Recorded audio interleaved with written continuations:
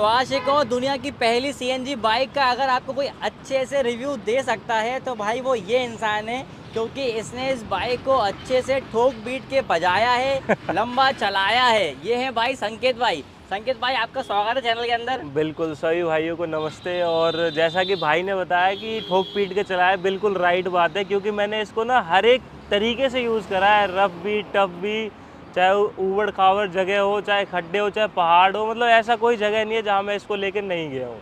ठीक है संकेत भाई, मतलब बहुत सारे लोगों को ना बहुत सारे डाउट हैं इसको लेके, तो ये काम करते हैं, हाँ सब जी। कुछ क्लियर कर देते हैं। अच्छा, सबसे पहले अपन शुरुआत करते हैं कि आपने ये कब ली है। मैंने लिया था इसको 2 सितंबर को। 2 सितंबर कितने का लिया था? मैंने 1/24/600 रुपये। 1/24/600। और सीएनजी बाइक में 3 वेरिएंट आते हैं, और ये वाला हाँ कौन जी। सा, थोड़ा उसके बारे में बता दो। ये सर मिड वेरिएंट है। इसमें बस टायर और मीटर दो अच्छा। चीज़ें, मीटर और सॉरी हेडलाइट। ठीक है। मीटर तो सेम ही है, हेडलाइट इसके एलईडी है, टायर थोड़े से इसके मोटे हैं, मतलब जो नॉर्मल सबसे लोएस्ट वेरिएंट है उससे थोड़े से हैवी टायर है इसके अंदर। ठीक है, और ये कितने की पड़ी थी आपको? ये मुझे 1/24/600 की पड़ी थी। 1/24, ये मिड वाला वेरिएंट है। हाँ, ये मिड वाला है। और इसके ऊपर वाले वेरिएंट में क्या क्या है जो इसमें नहीं है? बस एक मीटर कंसोल है, जो कि उसमें ब्लूटूथ कनेक्टिविटी है। वो मुझे कुछ खास लगा नहीं, क्योंकि मैंने अपने हेलमेट में ही बीटी डिवाइस सेट कर रखा है। ठीक है। तो मैं हेलमेट से ही सारी चीज़ें यूज़ करता हूँ, तो मुझे और उसमें ये भी प्रॉब्लम आती है, जैसे कि डे लाइट में ना विजिबिलिटी बिल्कुल ख़त्म हो जाती है। इसमें ऐसा कुछ भी नहीं है, दिखता है इसके अंदर। उसके अलावा और क्या अंतर है?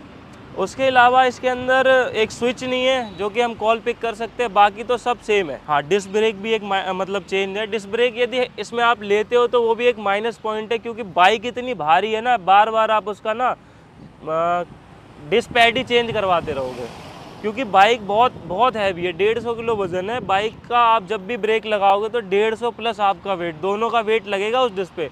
और डिस्क बहुत छोटी थी, तो उस हिसाब से इस बाइक में डिस्क बिल्कुल ही वेस्ट है। सबसे पहली बात तो ये है, आप कितने किलोमीटर ये बाइक चला चुके हो?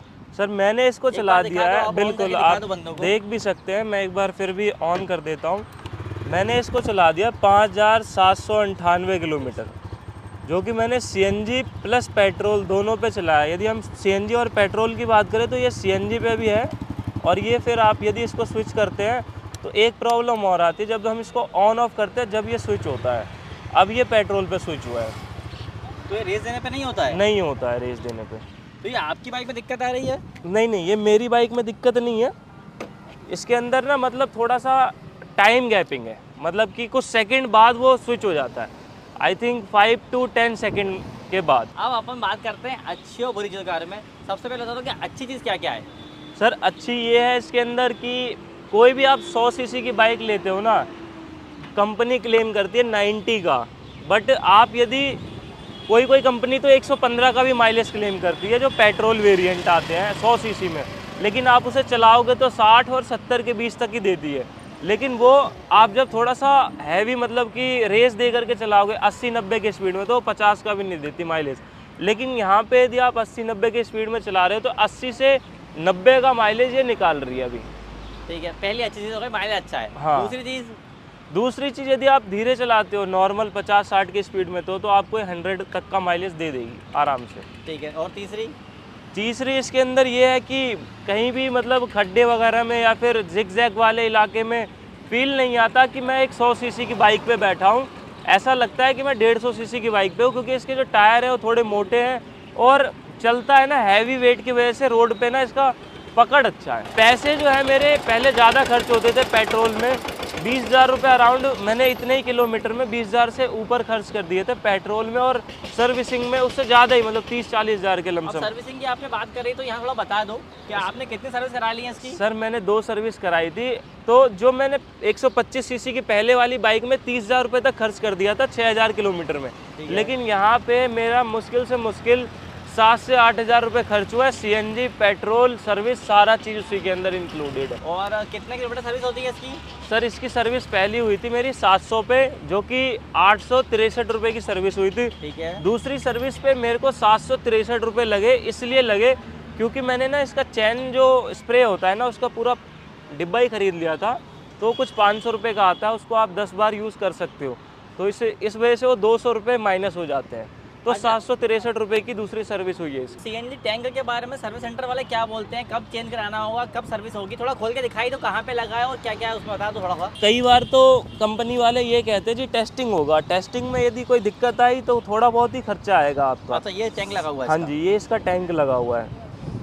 तो कब टेस्टिंग होगी इसकी? सर वैसे तो इसकी टेस्टिंग के लिए बताया गया 2 से 3 साल के बीच में कभी भी।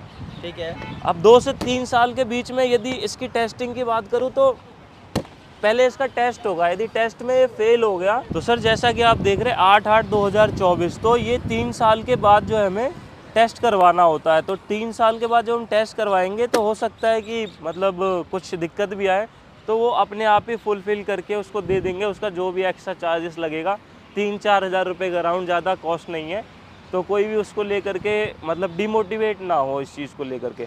दूसरी चीज़ ये है कि डरते बहुत है लोग, वाह कहीं सीएनजी फट तो नहीं गया, बम लेके घूम रहे, टैंक लेके घूम, बंदूका लेके घूम रहे, ऐसा कुछ भी नहीं है। तो कंपनी ने इसके चेचिस पे बहुत अच्छा वर्क करा है। जो इसका चेचिस है ना, यहाँ तक है, आप देख सकते हैं, यहाँ से लेकर के इसका यहाँ तक आ जाता है। फिर तो जैसा कि वीडियो में भी दिखाया गया था, ट्रक वगैरह चढ़ा दिया था, फिर भी कुछ भी नहीं हुआ।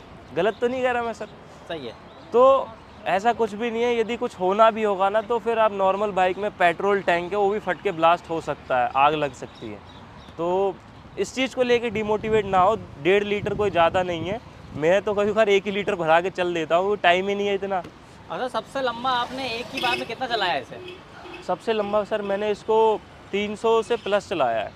300 से प्लस एक ही बार में? एक ही बार में। और टैंक फुल कराया था तो कितने चली थी ये? 300 से प्लस चली गई थी। पेट्रोल सीएनजी दोनों पे? हाँ। मतलब पहले आपने सीएनजी खाली करी, हाँ। उसके बाद फिर आपने पेट्रोल भी खाली कर दिया? हाँ हाँ। कहीं बीच में हीटिंग वीटिंग कुछ आया था, एक गाड़ी बंद हुई थी, ऐसा कुछ? ऐसा कुछ भी नहीं, और बारिश और हो रहा था उस टाइम पे तो माइलेज कम मिलता है। अच्छा। हाँ। अच्छा, आपने सर्विस कराया है, 2 सर्विस आप करा चुके हो, तो सर्विस के पहले क्या था और सर्विस के बाद क्या है, कुछ अंतर? सर सर्विस के पहले थोड़ा सा मतलब इंजन में आवाज़ आती थी, मतलब साइलेंसर के तरफ से, बट अभी ऐसा कुछ भी नहीं है, नॉर्मल है, स्मूथ आवाज़ आ रही है और लगता भी नहीं है इसके अंदर कुछ वैसा हैवी साउंड आ रहा हो।